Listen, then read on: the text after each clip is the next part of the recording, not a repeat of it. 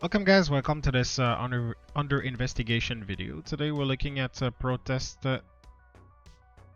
number 84, I would think.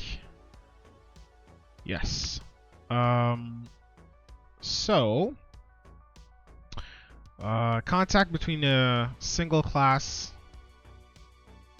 well, in the same class, in a multi-class race, so that's the GTP GT3 series at Rodam. That was week 7. Let's take a look from the back of this Corvette.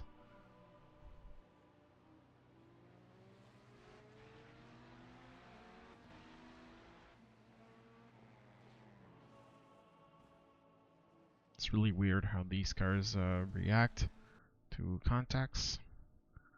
Alright, so multiple things. I would think here, for the following corner, pretty good racecraft. So recognize that there's a bit more space in front.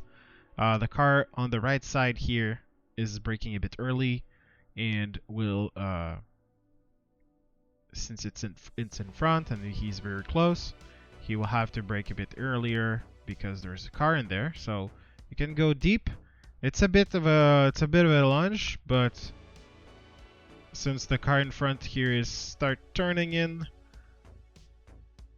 and you're not fully alongside, the Corvette is not fully alongside, so bit of a contact here, but no real damage. The Corvette slid a little bit, but that's pretty much it. So now the following corner is a fast right-hander. So you would normally go all the way to the left here.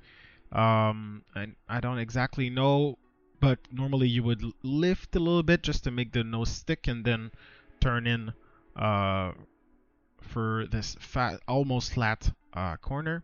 So just lift a little bit. So here, it looks like we're almost at the grass, so very much at the edge of the track for the Corvette.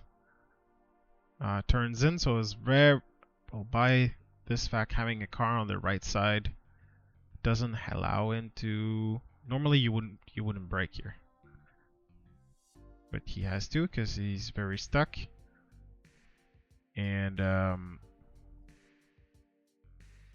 yeah. All right, let's take a look from the back.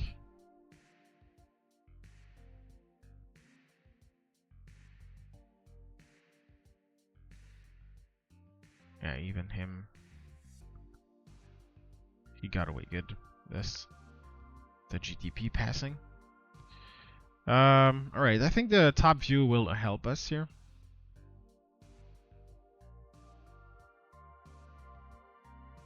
So, if I had to say something here for the Corvette in front,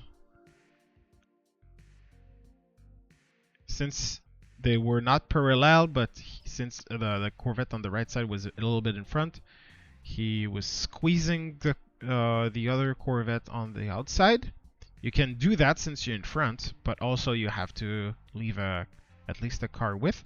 Here it is, it's pretty much at the edge, I would say. There's not much space left, but fair enough. That compromises the Corvette, the red Corvette at the back.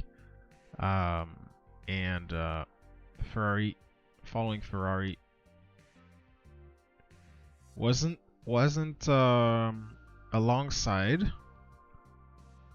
when the turn-in started, but had much different different speeds since this Ferrari was on the place what it seems to be the proper racing line, considering that there's a car on the left side.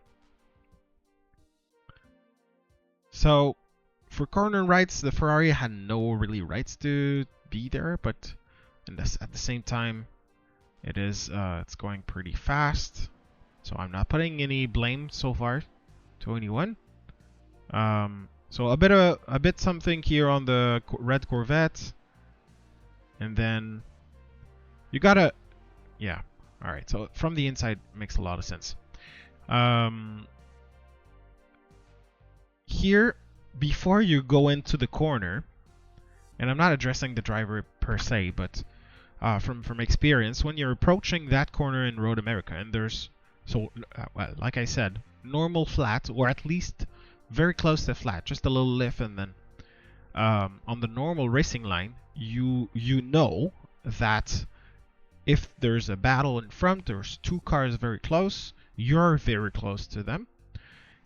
They can't take the corner as fast as they would in a time attack session.